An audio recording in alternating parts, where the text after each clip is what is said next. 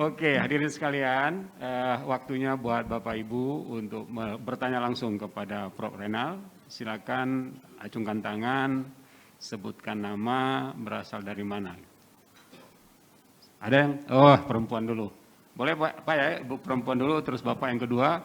Saya data dulu, barang 2 atau 3, 5 juga boleh kalau memang ada. Satu sesi, kita waktunya panjang. Kalau nggak ada ya 2 aja dulu, silakan Ibu yang sebutkan nama, berasal dari mana. Terima kasih Pak Yarmen dan Prof. Renal. Saya Susi dari LP3 College Banda Aceh. Saya mau bertanya, tadi banyak banget sharing Prof yang luar biasa. Jadi imun bagus nih untuk nutrisi otak kita di tengah pandemi ini. Saya mau tanya di tengah kesulitan ekonomi sekarang, bagi lembaga pendidikan juga, kemudian juga mungkin bagi usaha yang lain. Menurut Prof, apa marketing yang paling efektif dan efisien secara biaya di saat di tengah-tengah pandemi seperti ini? Terima kasih. Oke, kita catat dulu ya Prof ya. Yang kedua Bapak silakan. Mic ya. Terima kasih. Perkenalkan Prof, saya Wisnu Sunandar dari Bank Syariah Indonesia.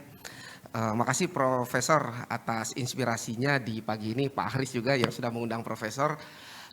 Saya termasuk penggemar buku-buku Profesor.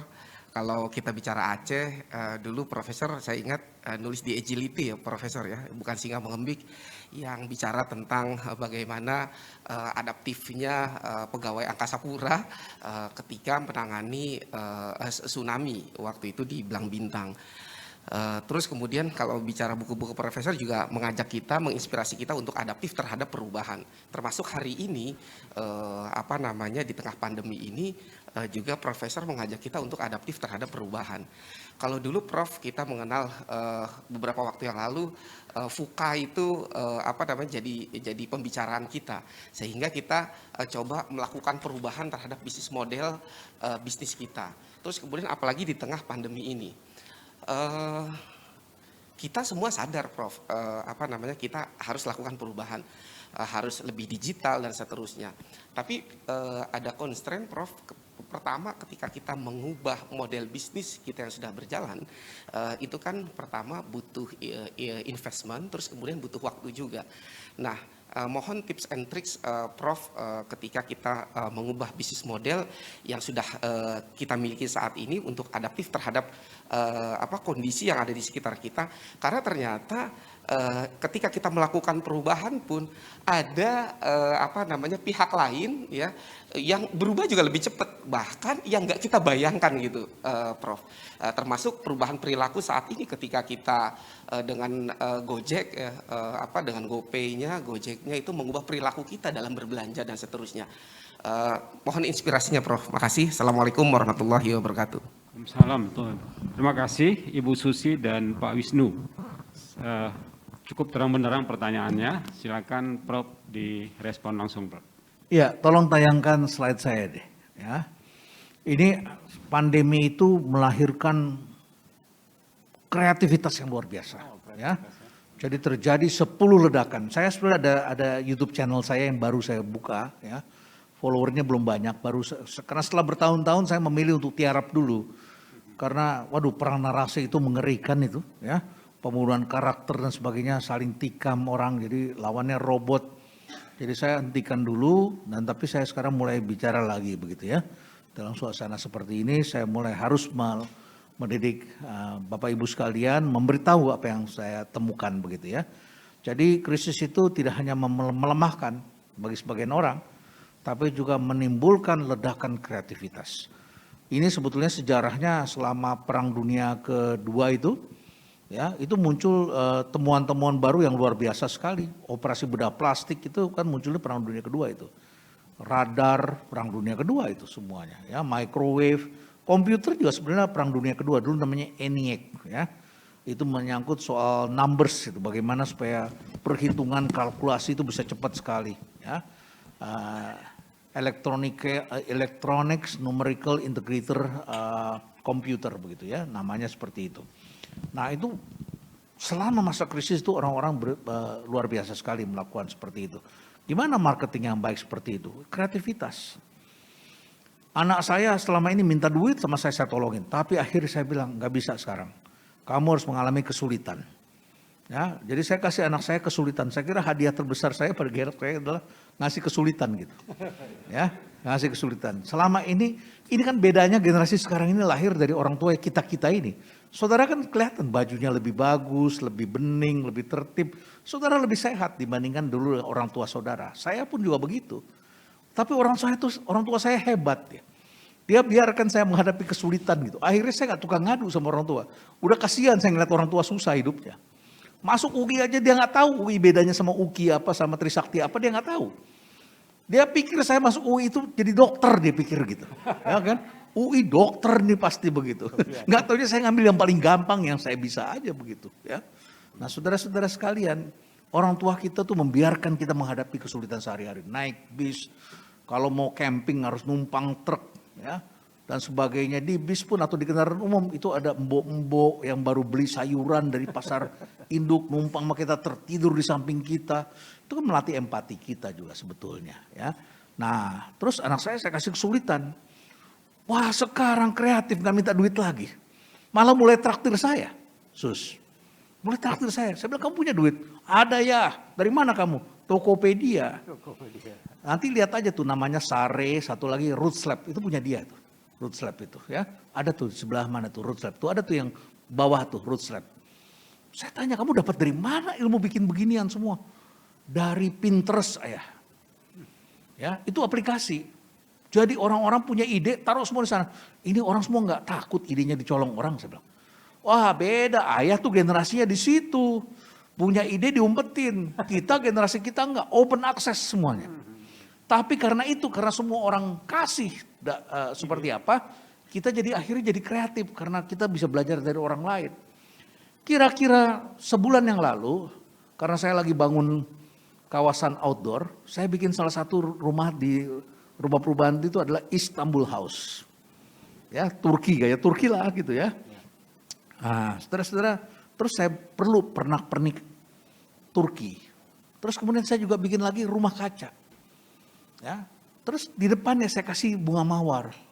Saya lihat di internet tuh bunga mawar rumah dengan kaca, terus ada bunga mawar yang keren warna-warni itu keren banget. Kalau dari Aceh saya suka ininya, bougainville-nya.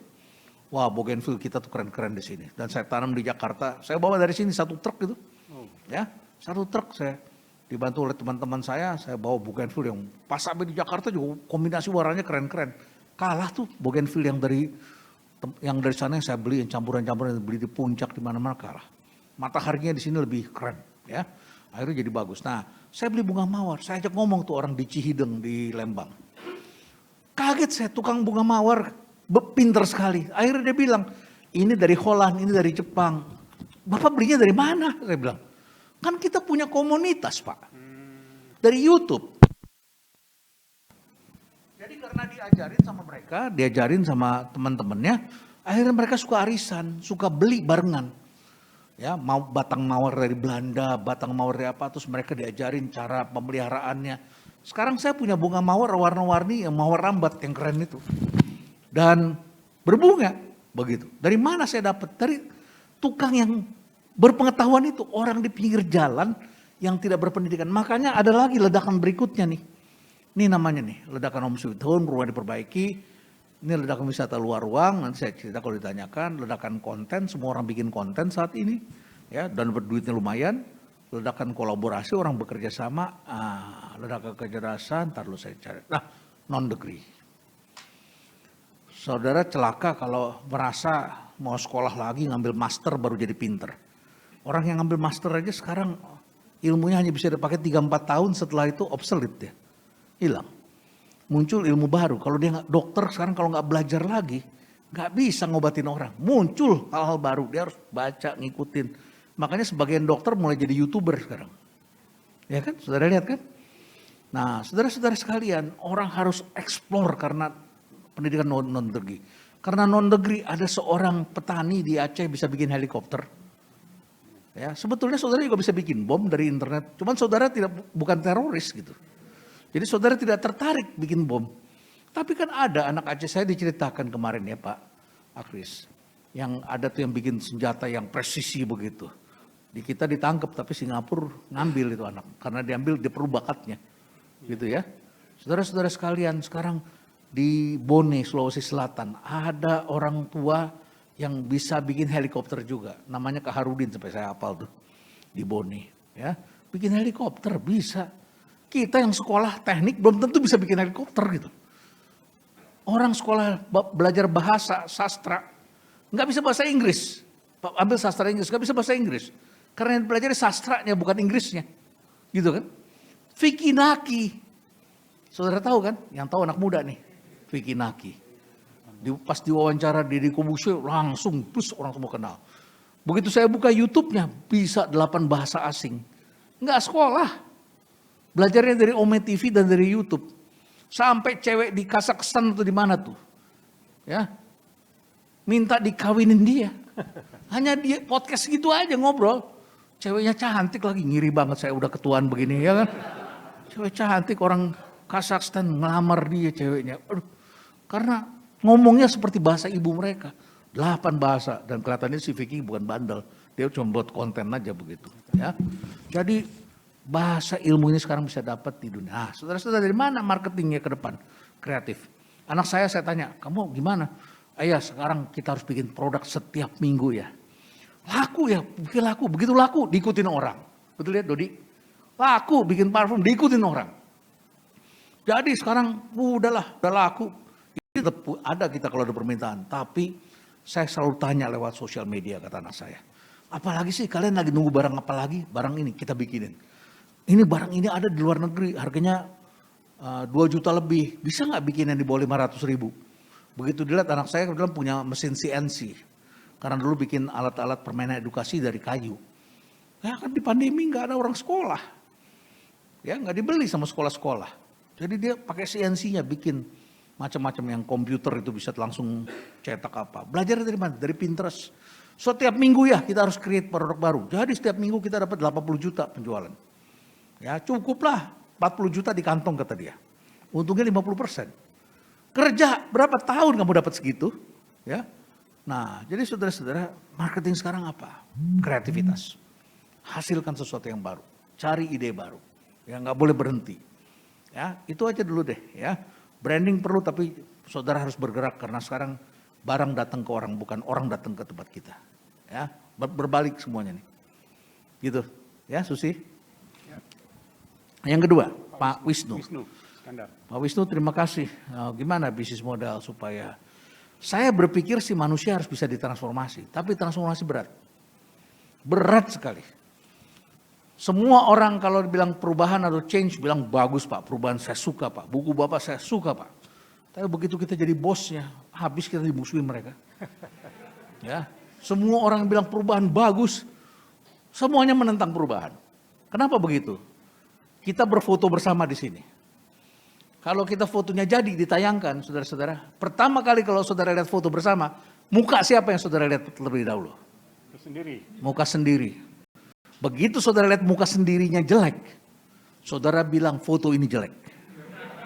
Nggak jadi dikirim, nggak jadi di-share. Ya? Nggak jadi di-share.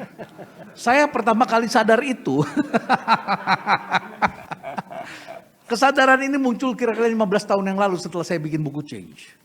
Pergilah kami ke luar negeri, punya duit sedikit, seneng kan. Wah bisa jalan sendiri, nggak dikirim sama perusahaan, punya uang sendiri, jalan sendiri gitu ya. Nggak jadi beban orang lain. Pergi. Pas pulang, dulu masih film roll tuh, 15 tahun yang lalu. Istri saya pas udah berapa hari, udah seminggu bilang, Bang udah lihat album belum?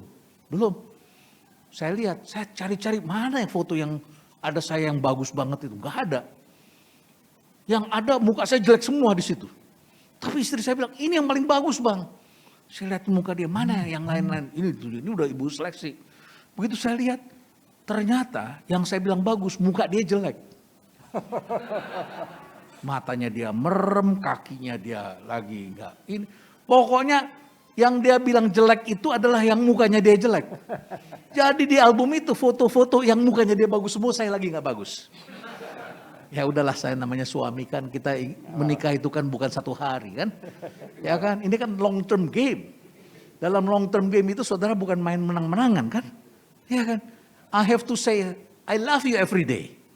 Even I hate you at that day. Ya, ini game jangka panjang, bukan main sepak bola yang 45 menit. Langsung ketahuan siapa menang yang kalah.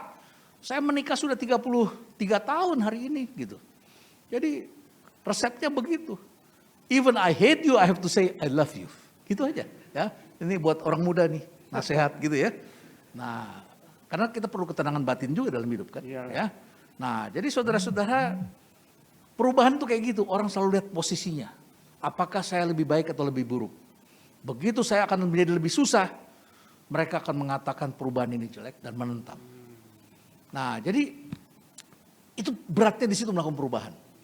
Kecuali kita punya great leader, orang yang agak badak, gak takut kehilangan pekerjaan, musuhnya. Aduh, berat lah itu melakukan perubahan. Kalau di bank dulu Robbie Johan itu, ya, tapi kan dia udah selesai dengan hidupnya, udah cukup lah hidupnya, udah mapan. Jadi dia selalu dia hadapi aja begitu. Nah, saudara-saudara, to some extent manusia nggak bisa dirubah. Kenapa? Karena setiap zaman ada orangnya. Ya, jadi dalam perubahan ini ada the past, the present, the future. The future itu memerlukan manusia yang berbeda. Ya, jadi kalau saudara ingin create the story of the future, Anda perlu manusia yang berbeda dengan manusia masa lalu. Skillnya juga beda. Makanya saya bilang tadi jembatan generasi ini penting. Kita perlu kerjasama dengan anak muda, kasih mereka lah untuk tanganin ini. Kalau kita yang ikut campur di situ, kita nggak ngerti juga gitu. Ya, kita harus punya kesadaran itu gitu. Ya, paling kita kasih wisdomnya lah. Gitu, ya, jadi memerlukan orang yang berbeda, memerlukan bisnis model yang berbeda, memerlukan bisnis proses yang berbeda. Jadi Bapak kumpulkan aja yang muda-muda, kasih mainan di sini nih. Kita mainannya di sini nih, tunggu sampai pensiun. Ya. Jadi kita punya mainan di sini, tapi kita nggak kehilangan masa depan. Kalau dari awal di Telkom itu Telkomsel dijadiin satu sama Telkom, nggak jadi Pak Telkom sebesar ini. Ya, tapi hari ini Telkomsel begini. Gimana saudara-saudara? Pendapatan dari voice turun terus setiap hari, saudara pakainya WA call. Ya kan, nggak pakai lagi Telkomsel kan, WA call gratis kan, cuman paket data makin murah. Pendapatannya turun terus, untung ada pandemi. Pendapatannya Telkom naik dari mana? IndiHome jadi bintang. Waduh, triliun itu naik kenaikannya itu. Maka kalau saudara lihat zaman saya jadi komut di Telkom, itu kami menjadi perusahaan yang lebih untung dari Bank Mandiri untuk pertama kali. Ya, karena orang di perbankan berhenti, tapi orang pakai IndiHome naik terus gitu. Makanya banyak komplain. Kenapa komplain? Orang sambungannya banyak banget. Kan jadi agak berat juga ya kan ya. Nah, tapi terus diperbaiki, akhirnya teknologi diperbaiki, perlu waktu lah itu ya. Jadi memang masa depan itu perlu orang berbeda, produk berbeda, manusia berbeda, keterampilan berbeda. Maka saudara-saudara jangan lagi nuntut anak tuh jadi sama dengan saudara. Di Indonesia ini kan oligarki bukan hanya di politik, di karir juga oligarki. Bapaknya ketua partai, anaknya ketua partai. Bapaknya gubernur, anaknya gubernur, kan gitu. Ya kan? Tapi di bisnis juga sama. Bapaknya akuntan, anaknya akuntan. Bapaknya dokter, anaknya dokter. Dalam hati saya pikir 90% nih dugaan saya nih. Anak-anak tuh jadi karena pengaruh orang tua di kita ini. Ya, berbahagialah saudara-saudara yang diizinkan oleh orang tua untuk ambil profesi sesuai dengan panggilan hidup saudara. Berbahagia. Ya, jadi skill ke depan itu dunia baru. Ke depan bukan ahli statistik, tapi data science. Data science. Ke depan itu jadi hacker, wah itu profesi yang besar. White hacker, bahasa kerennya apa? Konsultan cyber security. Bahasa pasarnya apa? Hacker. Hacker itu cyber security itu. Ya, apalagi ya? Banyak pekerjaan baru gitu. Ya, social media marketing. Wah, saya nyarinya aja setengah mati nyarinya. Rebutan tuh orang social media marketing itu. Ya, karena sekarang social media marketing harus setiap jam posting, 2 jam sekali posting.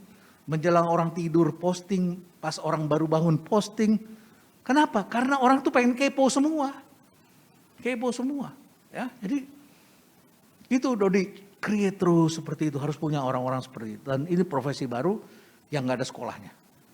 Jadi Kobusier ngajarin saya, Pak Renat, Bapak ngerti gak gini? Gue ngerti dikit-dikit. Diajarin gak podcast kayak gini? Enggak. Ada nggak dosen yang bisa terangin? Ini sumber duit Pak Renald. Dia cerita sama setahun atau 2 tahun yang lalu waktu saya jadi tamunya Deddy Kobusier itu.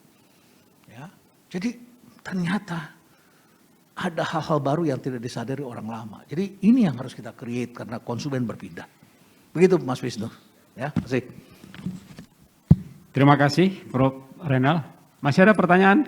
Iya, udah makin banyak nih. Bapak di meja pertama dan kemudian yang kedua.